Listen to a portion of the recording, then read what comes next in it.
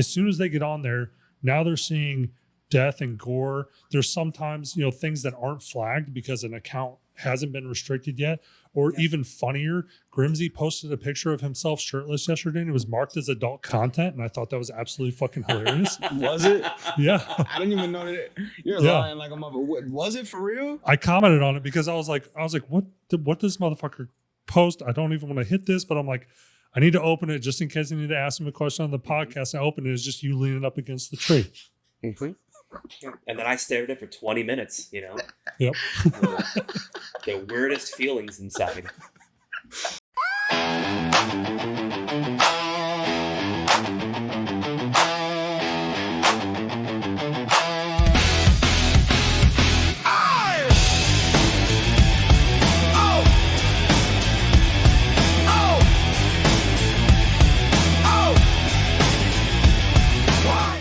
Thanks for watching the Trunk Tales. Hope you guys get subscribed, like, follow, comment, do all the things that the algorithm likes. Subscribe to us from your mom's account. Share us with your neighbor who hates you. Let everyone know about the Trunk Tales and let us know who you want to get in the trunk next. I think we're good. I think we got it. Sounds good. By George, I think we got it, Drew. I think we got it. Welcome, everyone, to the Trunk Tales. I'm Andrew. My co-host here is Grimzy, newly indoctrinated Florida man. And our special guest today is the Lectern Guy himself, Adam Johnson. How you doing? Well, hey, I'm doing great. Thanks for having me on. Yeah, thanks for coming on again. I mean, we had you as a guest on my wife and I's show last year, pre-election, and that might be a keyword that we have to keep out of videos still, which is insane that you can't say such a common word that shouldn't be a problem on any platform, but it is. PTSD coming into you right now. It's PTSD. Yeah. But, we talked about a lot of great stuff last year. So, I think that now that obviously it's been almost a year, it's been about 11 months, I believe. Yeah. That, we can revisit some of those things. But also we want to talk about your book that is, in fact, coming out, which everyone in our comments section said there's no way in hell that's going to happen. Well, I had that stipulation on my plea deal where I couldn't sell anything or do anything for any type of monetary gain using my name, likeness, image for 5 years. I got a presidential pardon, so I'm like, well, I guess I can release the book now. Yeah. So, they actually do exist. We have a white edition and black edition, so one's hard, one's soft.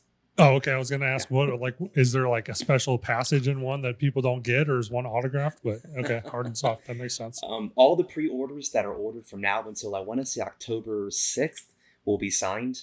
You can buy them on our website, unlicensed.furnituremovers.com. And again, we'll have those shipped out as soon as they get here. They're currently in print. So I'm we'll excited make sure for you guys to the read link it. is down below. Oh, yeah. I apologize for my chat. I apologize for the shit going on behind me, man. I just got here yesterday after a 30-hour drive.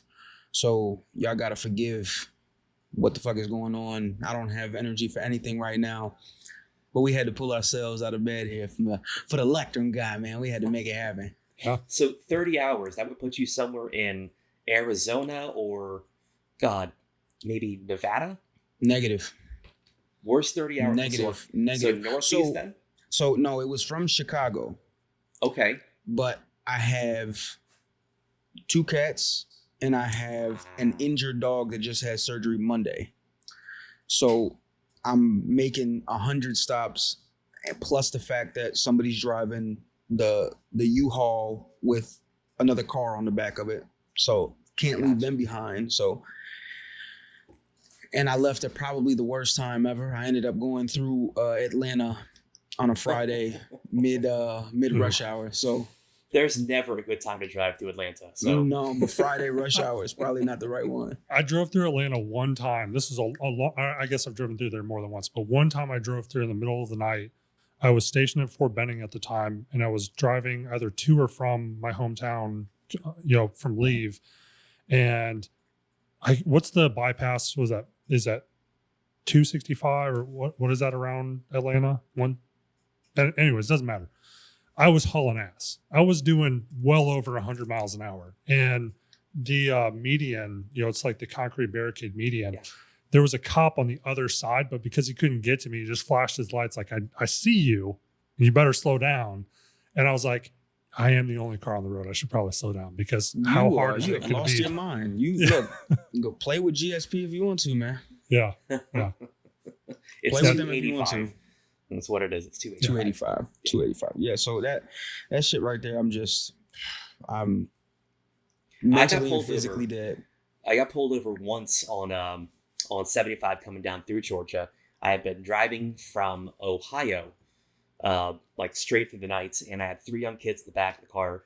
And state trooper pulls me over, and I explained the situation like, man, I've been driving tonight, missed my flight. My ex didn't show up to the airport, so I had a flight to come back home. I had to rent a car. I've been driving all night. It's already been a bad day, and it's the only time a state trooper has ever let me off of anything. Wow. I looked in the back, and he's like, yeah, you know what? Just have a good day. Have a better day. Yeah. I had one time where I was driving, I think through Tennessee and through, what do they call it? The tail of the dragon or whatever through there. And I had to piss so bad. There's nowhere to pull over because it's just cliff and cliff that you fall off of, right?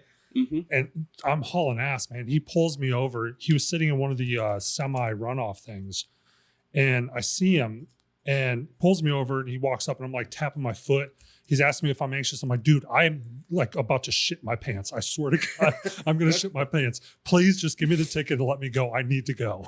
I feel like that's a valid excuse for anyone. I really do. Like I'm only speeding it because I'm trying to get home because I don't need a mess here. Yeah. You know? Yeah. And once you hit that 40-year-old mark, I mean, it's, you know, it's like a kid. Like I didn't have to go when I was at the grocery store. I didn't have to go before I left. I need to go right now. Yep. Yeah. So before we get sidetracked on the shit conversation, we've already had one of those episodes. Let's talk a little bit about what has transpired over the last couple of months post election and then the process kind of, and I'll make sure I link that video so people can go back and watch that if they're interested. But what was it like, first off, I guess, seeing the election results, and then beyond that, what was kind of your anticipation of what was going to come next? Like, was it like an immediate sigh of relief? Like you knew that what was coming next was going to be in your favor, or did you still have an upward battle? Well, that night was very surreal. There is that victory that you celebrate with everyone that, you know, voted alongside of you. But there's also that wondering, like, okay, he talked about maybe pardoning us and we can get our families back together. We can get people out of prison, but will he follow through with it? Because you knew that if he did do that, there would be outrage from the left. They would immediately decry it and say, you know, he's pardoning his thugs, which is exactly what they did. So I was definitely, I was hesitant to fully believe that it was coming, or if he was going to do it, what that would look like. Would it be full-on pardons? Would there be commutations of sentences? You know, because, and I talked about this quite a bit before it happened. I said, you know, it's when you pardon people who hit police, it sends a really bad precedent and in future cases. Because let's say the left decides they want to riot again and they assault a bunch of police officers because they don't like the election results. Well, the precedent for pardoning people for actually doing terrible things at a very large volume has already been set. So I was hesitant to see a full pardon for everyone. Right. And additionally, a full pardon also means that you can no longer go back and appeal your case. So there were a handful of cases where people were accused of hitting officers or, you know, assaulting officers. But it was, in a handful of cases, they were just patting officers on the back and thanking them for their job. But because their hands did touch an officer, they were charged with assault on an officer. They can't go back and appeal those charges. They may be pardons, but, I mean, people still think they hit cops. That's actually kind of crazy to consider, because I would have never thought that what the government might have done to you after the verdict would no longer be able to be reversed, or you might not get any restitution or anything like that. That's wild to consider, that you have no course of action by basically saying this never really happened. You don't get to actually go back and ask for and I'm not saying people should always financially gain off of it, but you can't even go back and ask for anything. That's crazy. And it's, I mean, and on top of it too, like I was already done. I already went to prison. I already served my supervised release. I paid my fine, did my community service. So the pardon in my instance, I'm glad pardons came because people did need to be reunited with their families. Spending years in isolation without your family over, crimes that typically see maybe 6 months, and another year of probation, it needed to happen. But I was already done. So it's kind of like, thanks, I guess. It's nice. And Grimzy wasn't here for this conversation. So I do also want to kind of go back and talk about that experience of entering that system. So I remember you mentioned that, if you filed a complaint, and correct my terminology because, I know there's specific terminology that you used, but there was something to the effect of like you were put in solitary. And if you were to make some sort of complaint or anything like that, they would just basically move you all the time. So you were never able to speak with anyone. It's called diesel therapy. I actually talk about it in the book quite a bit. It's if you complain against a CO who maybe is maybe abusive, maybe there's corporal punishment, which is unconstitutional. It's already been ruled on, where if one person messes up, the entire unit gets punished. You make a complaint about this, proper complaint, which you're allowed to do in a federal prison system. They'll just put you on a bus and bus you around the country. Every 2 weeks, a new prison. And when you get shuffled into a new prison, typically you're put in a special housing unit, which is isolation, is what it means. And they'll just keep this up for a couple of years until, they feel like you've learned your lesson. So you're not going to see your family. You're not going to communicate with them. And every time you end up in a new prison, it takes 3 to 4 days to get registered to be able to email or call your people, much less send them a letter. So you could just be disappeared for a year on the road. And the fact that you even get sent to a SHU just because you're putting in a complaint about something says a lot about the system in itself, don't it? Like, yeah. I complain about a CO for doing some weird shit, and you put me in a SHU, which is for everybody who's out here doing horrible shit, right? Fights, stabbings, Glock dookies, all types of shit that they do over there. And you're putting me with them because I'm telling you that this CO is doing weird shit. Oh yeah. Well, a lot of COs too are also on the take. So if you want to get contraband, cell phones, you want to get food, alcohol, drugs, you need a CO to look the other way. So there's a lot of payout that happens with COs, and it's when you snitch on someone, and a lot of times AW, this warden will come in, ask you like, hey, we've got this complaint. We know things are coming in. If you just tell us what's happening. Well, you're not just snitching on the person who has the stuff. You're snitching on the COs allowing it to happen as well. So it's a whole system that got set up. That's crazy. Do you think that the diesel therapy thing applied more to political prisoners versus traditional like hardened criminals, or do you think it was pretty even that everyone was treated as poorly? I think it's people who got in the way of how the system works, the status quo of prison. It's a very well-oiled machine. They like when people show up to go to uniform work. They like when people show up to, do things that make the federal government money. So if they don't, it's like they're fine with amphetamines coming in because that'll keep you working 50 hours a week. But if they have heroin coming in, you're taking naps, you're nodding off, and they can't have that. So it's more of disrupting a status quo of the day-to-day prison life rather than, political or even, animosity. It's you're stopping a system that's well machined and getting in the way of it. Interesting. And I'm sure the people like, you who got brought in off of some political shit were incentivized to fuck with you just a little bit more. Because you got to think about it, right? COs are on the take as even up to this day. I know that's like a thing that people don't believe. Like, that doesn't happen anymore. It has happened and it will always happen to where COs get on the take because it's too easy. The money that they make inside of that prison is way too easy to not be able to get a CO.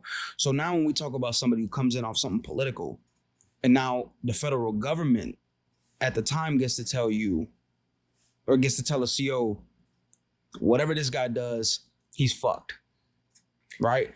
Yeah. They're even more incentivized if the federal government comes down and tells it to them, because that means what? They're moving up the ranks. They're moving up in pay bumps. There's so many different things that could happen from just the federal government coming in and saying, listen, this guy right here is no good. Anytime he wants to complain, do something to him.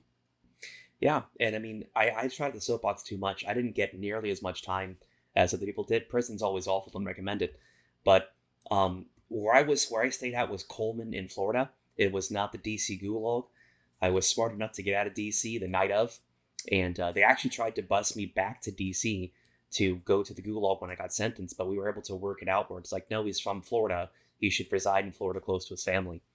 So, but in the prison that I was in, I did tell them up front, like, listen, I'm friends with a lot of people in high places. If you guys mess around with me, I can make a phone call to get a hold of a congressperson. They'll be here tomorrow to investigate the matter. So maybe pick on someone else. And that seemed to work quite a bit. They tried to make me work. It was a work camp. And I told them, yeah, I'm not working for you. You can't make me do that. What do you do? Put me in prison? Fair point. It's fair. It's fair. Okay. Now I know it's probably talked about in your book, but I kind of want to talk about the nickname you got and how you ended up getting it. What ended up, like, what transpired that day that brought that out of you and kind of created a legacy almost? Well, I was there to take some pictures. The whole point of showing up to DC, I've never been to a Trump rally before in my life. It's actually Trunk Tales! Trunk Tales! Trunk Tales! Grimzy! Bacon Father! Trunk Tales! Trunk Tales! Trunk Tales! Grimzy! Bacon